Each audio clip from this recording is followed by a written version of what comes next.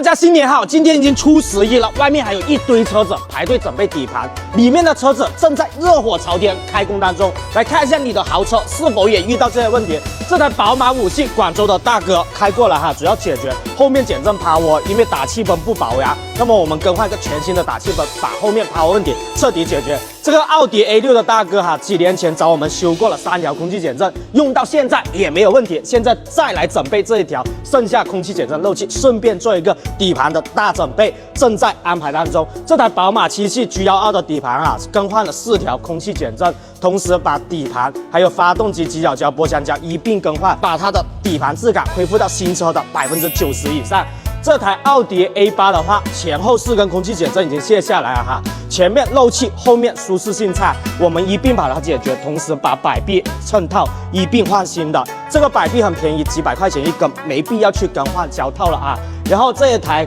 沃尔沃 XC90 漏电问题，这台5系做一个底盘大准备，还有这台路虎的话也是2前空气减震漏气，我们更换2条马牌的空气减震，舒适性可以还原到原厂的95%以上。这台也是路虎揽胜运动哈，前后空气减震都有不同程度的漏气，那么性价比高的方案，我们就选择维修前面啊，保留原厂机芯的舒适性，把老化的皮拉橡胶件一并换新，而后面2个气包没有修复价值，我们更换2个品牌的气包，质保2年10万公里，把后面趴窝问题也一并解决了。然后这一台香港过来的奔驰 GL1哈，2前空气减震主要是舒适性差，还伴随着漏气，我们更换2根品牌的，小几千块钱也是把问题解决。这台路虎发现是2根空气减震，前面的漏气我们已经修好，准备收尾当中。这些就是我们准备底盘的一天哈。如果你的爱车也有底盘异响、松散这些问题，记得点赞收藏起来，我在广州等你哦。